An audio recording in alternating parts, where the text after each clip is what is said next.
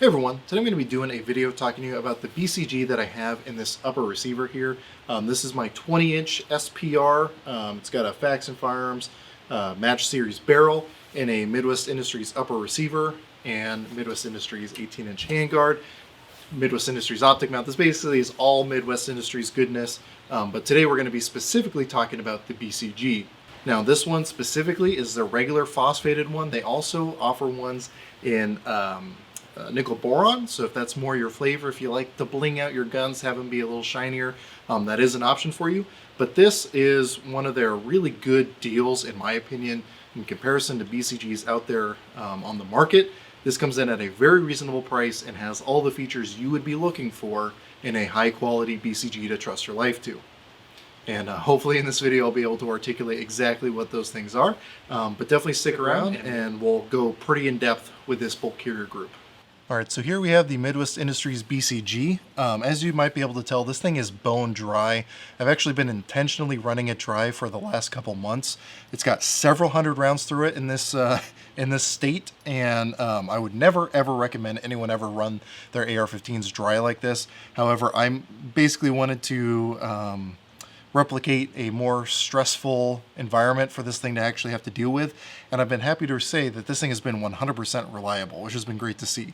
Now, I know in the past people have said, you know, one BCG is just like every other one. They're all made in the same place. Well, there's some very specific things that companies do that make one BCG better than the other, and I'll hopefully be able to show that attention to detail with this BCG. Now, it is worth noting, again, this is completely dry, has some carbon buildup in some areas, so once I do have this thing all the way apart, I'm going to clean it up. I brought some cleaner with me, and I'm going to take some pictures of the high wear areas just so we can see what type of wear this thing has been experiencing.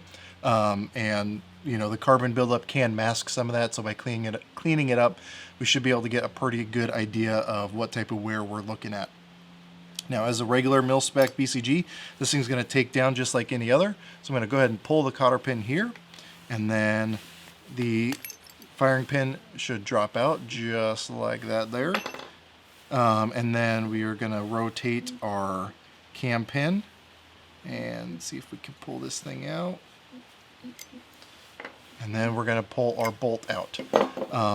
Now, one of the things I want to go ahead and show right off the bat is looking right here on top of our bolt carrier.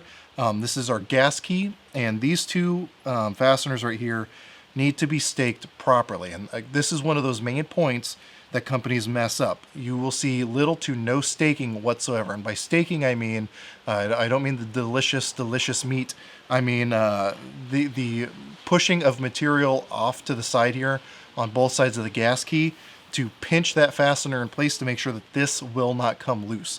For those of you who are not familiar with how the AR-15 cycles, at least traditional direct gas impingement AR-15 cycle, the gas is rerouted back into the upper receiver here. It goes in through the gas key and then expands down here inside the bolt, which is why some people say it's not a true direct impingement, but for simplicity's sake, that's how I'm just going to refer to it.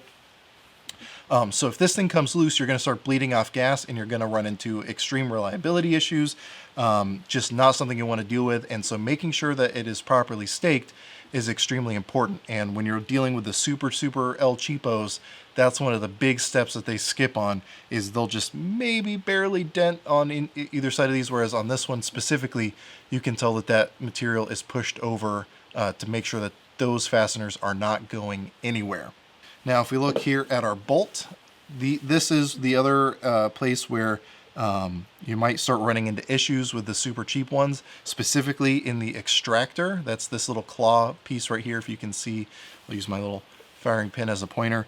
This whole section right here is your extractor, and a lot of them lack the proper spring pressure to get positive engagement on those cases. Ideally, you should be able to try to push on that extractor claw with your thumb and have it barely move. If it's moving drastically, then that's definitely not a good thing, and you're going to want to replace it. So let's go ahead and see what they have under here. A little trick I learned in my armorer's course is you can use your cotter pin to drift out this the pin that retains your extractor. So let me try to do that real quick. Pull that out, and then let's see what we got here. Okay, so what we have here is our best case scenario. You can see there's this little O-ring kind of inner tube looking thing around our main spring. And then if I can pull this thing off, you can tell that there's also a little plastic plug on the inside of our extractor spring. So this is going to give as much pressure as possible on that case, which is going to give you the best chances of reliability. And as I said, this thing is filthy. I have not cleaned this thing, and just handling this has gotten nasty. Again, best case scenario there is that inner tube and that internal plunger. And that is one of the reasons that this thing has been very reliable. Many, if not most, of the reliability issues experienced that are BCG related have to do with this extractor claw and there not being proper tension on this extractor claw. Again, they got everything right here. Again, this is one of the areas that a lot of companies skimp on when they keep the price cheap. So if we look at the gas rings, not sure how well you'll be able to see the gas rings back here, but there is no wear to speak of whatsoever. Nothing's gotten folded over or anything crazy like that. One rumor that you'll hear is that you have to make sure the gas rings are not properly aligned. That's a load of bollocks. It is not true whatsoever. And the best way to test that is take out all but one gas ring, and guess what? It should still function. So if aligning the gas rings was a problem, you would know it. And also, I would challenge anyone to be able to insert this with the gas rings aligned and pull it out and have them still be perfectly aligned. It's just not something I've ever seen happen. Looking at our bolt face, everything seems in order. We have our little ejector plunger right there. That's that little ring looking thing, or that little cylindrical object right in the side of our bolt face. And then all our lugs look good. I don't see any cracks currently, but again, this thing is covered in carbon. Once I clean it off and take close-up pictures, you'll be able to see better for yourself, as will I. Now, looking at the carrier itself, I really don't see anything jumping out at me. I don't see any problems. I do see some kind of shiny areas right up here, right in front of where the cam pin channel would be, right where the charging handle rests on. But that's pretty standard from other BCGs that I've used.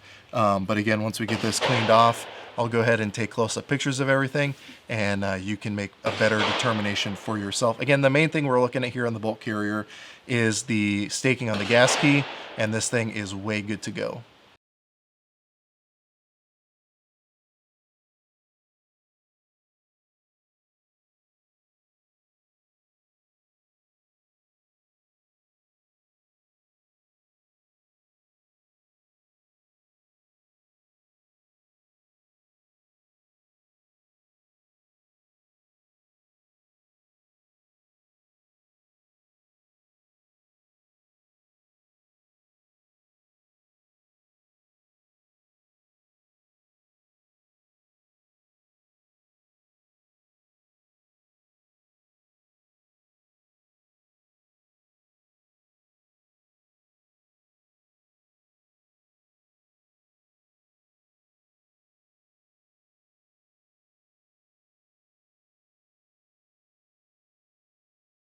Now, as I've alluded to several times in this video, I have probably close to 1,000 rounds through this BCG, at least half of which were completely bone dry, which just goes to speak to the inherent reliability of AR-15s in general.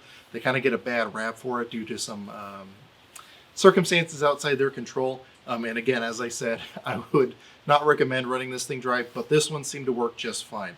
And again, it has those features that I'm looking for in a high quality BCG. Specifically, again, the good positive staking on this gas key, and then the good retention on that extractor. Again, those are two of the biggest things that companies seem to overlook, especially when you're looking at budget BCGs, because as I've alluded to already as well, people keep saying, well, all the BCGs come from one of or a couple manufacturers, and that may be the case.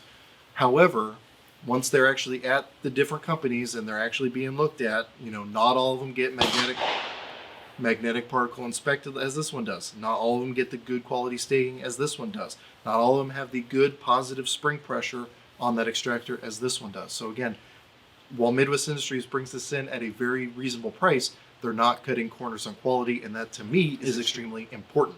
Now, one of the best things about this BCG is it comes in at a very reasonable price, namely $109.99 or something like that. However, if you use my coupon code down here at the bottom of the screen, that takes 10% off, so you can get this for less than $100, which is a pretty awesome deal when you consider, again, the attention to detail that goes into this BCG. So once you take into account the price and the amazing track record that Midwest Industries has, you've seen me review many Midwest Industries products on this channel, and all of them have just been rock solid, very durable, very reliable, and very good at the job they're intended to perform. So again, add that into the cost, and you are looking at, I think, one of the best deals for BCGs currently on the market. So to sum up, if you're looking for a good quality BCG that you don't have to worry about in a nice budget build, I think Midwest Industries is definitely the place to look. But you can also reference the other BCG reviews I've done in the past, so you can kind of compare and contrast the different features you get from the different manufacturers. So if you have any questions, comments, or concerns, go ahead and throw those in the comment section down below. I'll try to get back to you as quick as I can. I also want to give a big shout out to my patrons for making videos like this one possible. Ammo's not free, and I definitely have to pay for it. So their contributions are what allow me to come out here and put rounds through BCGs, through rifles, through pistols, and everything else to be able to bring you reviews like this one. So anyway, with all that said, as always, I hope you got something out of this video, and I really appreciate you watching.